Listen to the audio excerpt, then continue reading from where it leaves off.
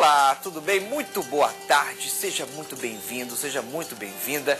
Hoje é sexta-feira, dia 10 de janeiro de 2014, Jornal Futura está no ar. Cidades que vão sediar a Copa do Mundo hoje vivenciam experiências e práticas que são comuns às nossas administrações municipais, quando necessitam de espaço urbano para a realização de obras públicas, a remoção de famílias que vivem no local e não têm a propriedade do terreno. Na verdade, essas populações, elas ocupam essas localidades por falta de planejamento urbanístico e de uma política efetiva de habitação. E muitas vezes, nesses momentos, são retiradas sem ao menos serem ouvidas. O documentarista Luiz Antônio Pilar, ele co-dirigiu com Anderson Quack o filme Remoção, que trata da retirada de favelas de áreas nobres do Rio de Janeiro, isso nas décadas de 1960 e 1970. Luiz, ele próprio, vivenciou a remoção de sua família quando menino. O assunto é um dos nossos destaques de hoje. Veja.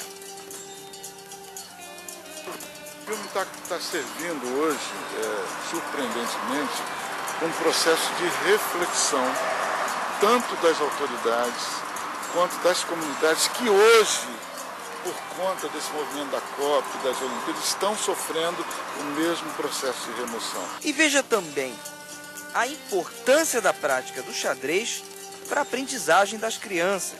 É difícil a criança entender o que é uma concentração. E no xadrez, de uma forma bem lúdica, na brincadeira, ela acaba percebendo quando ela está aprendendo alguma coisa.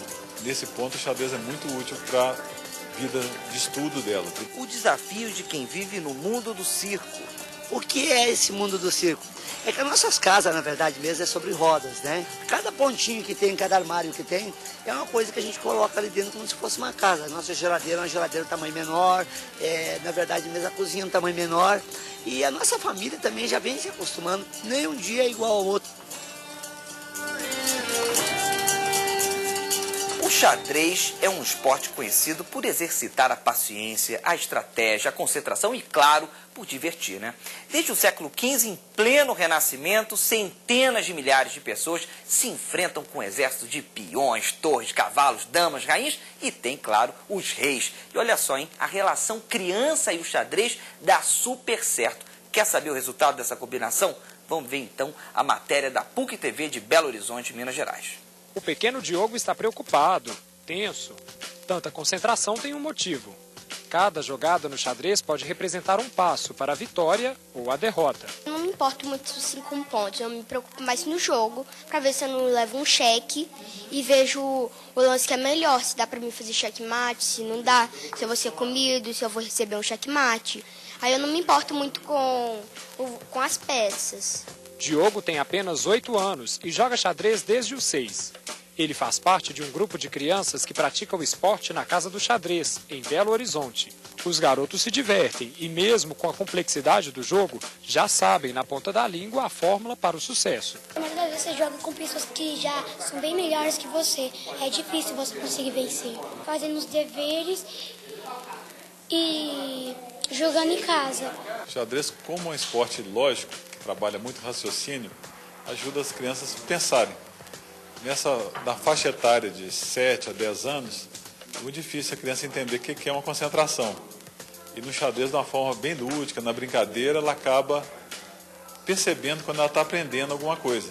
Nesse ponto, o xadrez é muito útil para a vida de estudo dela, vida colegial dela. Depois que o Luca passou a fazer xadrez, ele ficou mais concentrado. A gente percebe, assim, um raciocínio, lógico que ele tem 6 anos, né, levando em consideração a idade dele, um raciocínio lógico. Ele tem mais concentração para fazer o para casa. O tempo que ele passa fazendo uma atividade ficou mais prolongado. Então, são coisas que a gente vem percebendo, né, depois que ele começou a fazer o xadrez. Não é difícil perceber nas crianças os benefícios do esporte. O Davi tem 5 anos e já sabe explicar as regras de cada peça do jogo. O garoto é tão esperto que até o pai dele aproveita para ter umas lições. Esse é o cavalo e ele pode mexer, ele só anda em hélices. O rei só anda em umas casas. E o rei é o mais importante?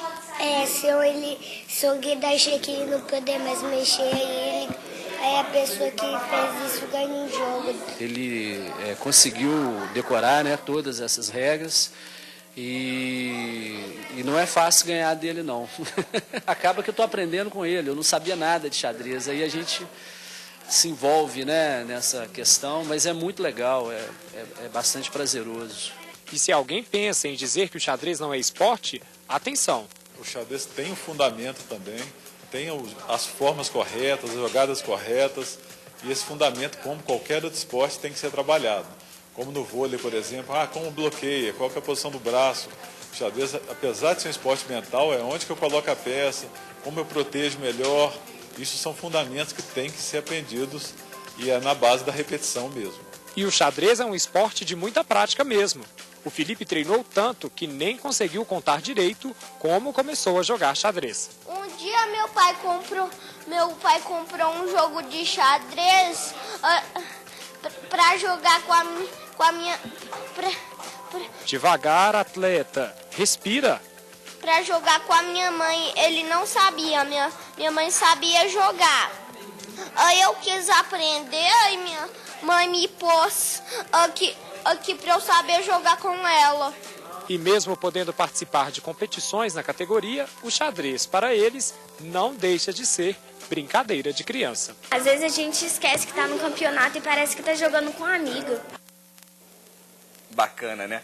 Sexta-feira é dia de Antônio Góes dar o ar da graça aqui no Jornal Futura. Hoje o nosso colunista de educação vai falar sobre o perfil de quem quer ser professor no nosso país. Vamos ver na coluna Olho na Escola. O jornal o Globo publicou neste domingo uma reportagem sobre o perfil dos professores no Brasil. Ela mostra que houve nos últimos 20 anos uma melhoria salarial. No entanto, partimos de um patamar tão baixo que ainda hoje a carreira segue sendo uma de menor remuneração entre aquelas universitárias. Outro destaque da reportagem, muito importante, é uma pesquisa exclusiva da Universidade Unicarioca sobre o perfil de quem quer ser professor na cidade do Rio de Janeiro. Entre os jovens, apenas 20% cogitam seguir a carreira docente e esses que cogitam seguir a carreira são geralmente jovens de menor renda, que moram em bairros mais pobres e que estudaram em escolas públicas de menor qualidade. Essa é uma questão fundamental para pensarmos no Brasil no futuro. É preciso melhorar a atratividade da carreira docente e é preciso melhorar salários para isso. Só que é preciso ter em mente também que esses resultados não virão de forma imediata, já que vários estudos mostram que simplesmente aumentar o salário de professor não traz resultados imediatos em termos de qualidade no ensino. O principal fator aí é de longo prazo, é passar a mensagem para os jovens de maior qualificação que a carreira é atrativa. E isso nós só vamos colher no futuro. Afinal, o que estamos vendo hoje no presente é o fruto de décadas e décadas de omissão e de baixa remuneração dos professores. A gente vai fazer um intervalo rapidinho e depois a gente vai ver uma entrevista com o Luiz Antônio Pilar. Ele co-dirigiu um filme chamado Remoção, que conta, como o nome já antecipa, né, a remoção acontecida várias remoções acontecidas no Rio de Janeiro nas décadas de 1960 e 1970. Vamos para o intervalo, depois vai ter Luiz Antônio Pilar aqui. O filme está servindo hoje, surpreendentemente, um processo de reflexão, tanto das autoridades quanto das comunidades que hoje, por conta desse movimento da Copa e das Olimpíadas, estão sofrendo o mesmo processo de remoção.